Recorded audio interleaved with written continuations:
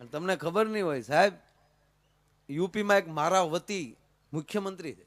મારાવતી હતા, એમ હવે તો નથી, હતા.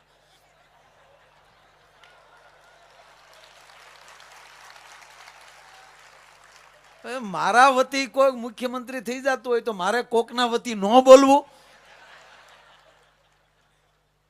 અખિલેશભાઈ નો ફોન આવ્યો, મને કે આ તમારા વતી હા ઉપાડો લીધો છે. મેં કીધું આ વખતે નહીં લે. એટલે મેં એની પાસે ફોર્મ પાછું ક્યાંય લીધું હતું, એને બિચારા બીમાર પડી. સ્વામીજી આપ તો જુનાગઢ થી આવો છો, જુનાગઢ તો જુનાગઢ છે, પાછું હમણાં શિવરાત્રી આવે છે, એટલે મેરા પડાવ ભી વહાં હોગા 2 दिन का, हम भी जाएंगे वहां शिवरात्रि के मेले में. મજા આવે હો. એ અમુક અમુક તો મેં જોયા, ખબર, ટીકા નથી કરતો, માફ કરજો, હકીકત છે એ કહું છું. આમ હકીકત નથી, આમ તો જે છે એ છે. હાલે પણ એમાં જો આપણા બાપનું હાલે કાંઈ. અમુક અમુક બાપ તો ઉપરલી હું કામ આવ્યો ને સ્વામીજી, હજી મને નથી સમજાતું. ઉપર ઉપર અમુક બાપુજી ખીજાવા જારે ઘરે જાય ત્યારે પારો સડી જ ગયેલો હોય. શું છે, ક્યાં ગયા, બધા મરી ગયા. સા બનાવીને હા હું જોવા બેઠી છો.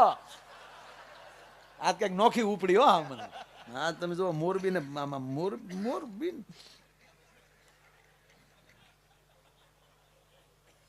એક છોકરાનું પરિણામ હતું પરીક્ષાનું.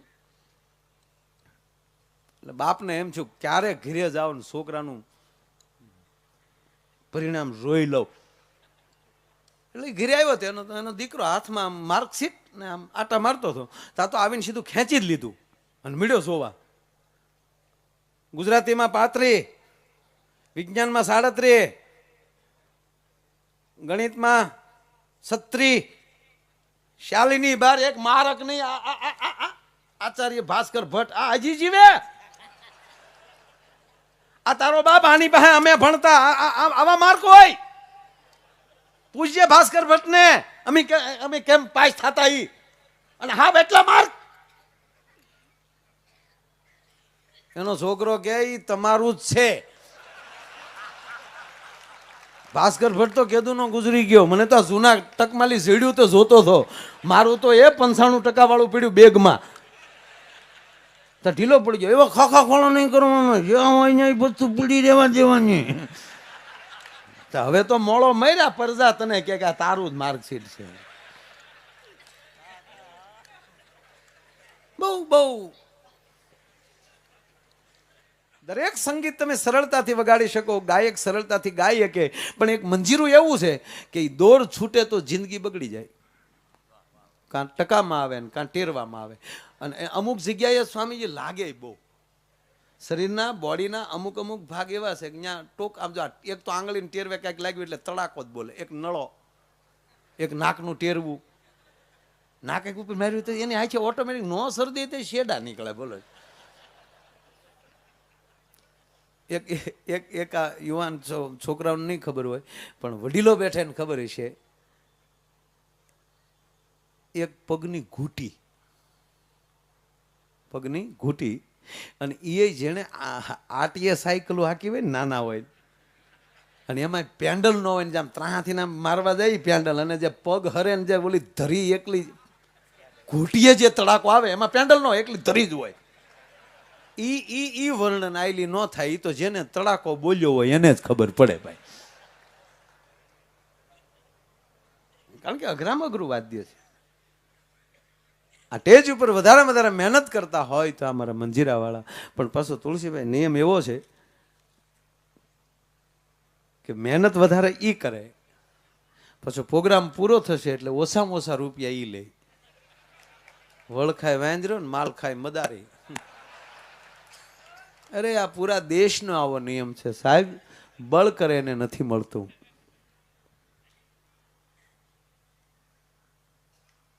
બીજા મહેનત આ બહુ અઘરું છે.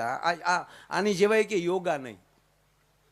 તમારે બહુ યોગા કરવાનું મન થાય, મંજીરા શીખી જાજો, ક્યાંય જવાની જરૂર નથી. મારા હકીકત. ભલે રામદેવજી મહારાજ યોગા કરે, પેટ ફેરવે. આ તો આખી દુનિયાને પેટ જ ફેરવે મારા બાપ. નકર કોને ઘરની બહાર નીકળવું છે? આ બધાને, આપણે, મને તમને બધાને પેટ જ ફેરવે છે. નહીતર આ કચ્છમાંથી અહીંયા આવે બંગલા નાખે અહીંયા. હું ક્યાંનો ક્યાં રોજ ગાગરું. આ પેટ જ ને, પેટ ફેરવે. મને આવડે, મને ફરજ છે મારું ઈ પણ કફની પહેરેલી નહીં દેખાડું એમ. કે મને કઈ ન આવડતું એમ કયો, હા ફરે નહીં ફેરવું અત્યારે. પેટ ફરીએ કે હાથ ન ફરી શકે આમ. આવે રામદેવજી મહારાજ મંજીરા વગાડો, હું ઘણી વાર કહું આવો નહીં બચેગા. અરે એક ભાઈ તો મને ખીજાડા, મને કે આ મારા ભાઈ આ રામજી દેવજી કોણ છે? અરે રામદેવજી, હું રામજી દેવજી. અમુક અમુક તો આમ નોખું કરી નાખે. મને કે આ રામજી દેવજી છે કોણ? અરે રામજી દેવજી નહીં, રામદેવજી.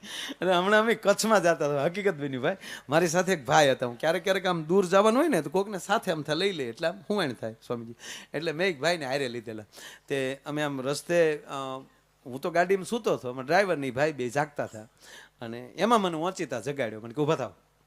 તો ઊભો થયો. શું છે? પાણી આપ્યું, મેં મોઢું ધોયું. હું છે હું? મને કે આપણા ગામમાં અહીંયા જમીન લીધી લાગે, હાલો હાલો ઘડીક ત્યાં સા પાણી પીતા જાય. આપણા ગામનું કોઈ છે જ નહીં. મને કે છે ભાઈ, આ બોર્ડ માર્યું. હું ક્યાં છે? મને કે આ લખ્યું ડાયા અર્જણ. એટલે આ ડાયા અર્જણ નથી, ડ્રાઈવરજન છે. હું મેં કીધું તું ક્યાંક માપે રે ને ભાઈ. એને એમ કે વાડીએ જવાનો સ્પેશિયલ કેળો કાઢ્યો ડાયા અર્જણ. એ ડ્રાઈવરજન છે, ડાયા અર્જણ નથી.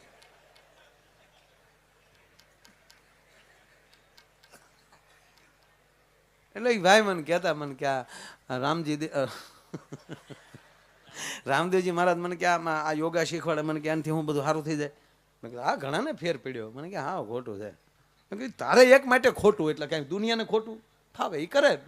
તો ઘણો ફેરે પડતો હોય તો જ હાલતું હોય ને ડો. હે ભાઈ એમણે તો ન જ હાલે, કાંઈક તો હોય ને એમાં. મને કે હું કપાળ હોય માયાભાઈ કાં? મને કે એની આંખ્યું ન હેરખી કરીએ કે દુનિયા હેરખી દીધા. અરે અરે મેં કીધું આ દુનિયા છે હો ભાઈ, ગમે ત્યાંથી ફોલ્ટ કાઢે.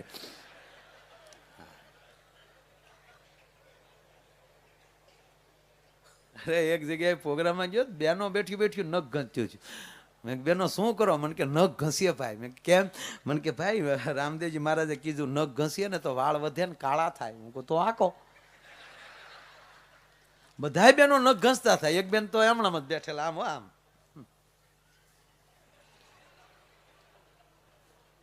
કેમ બેન તમે નખ નથી ઘસતા? એ કે ભાઈ મારે વધારે ઘસાઈ ગયા, મૂછું મળી ઉગવા.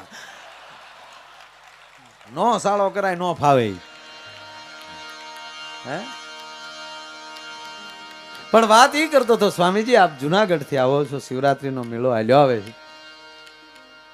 પણ કહેવા ગયો હું આત્મારે કહેવી, પણ અમુક વસ્તુ મને નથી ગમતી ને અમુક ગમે છે.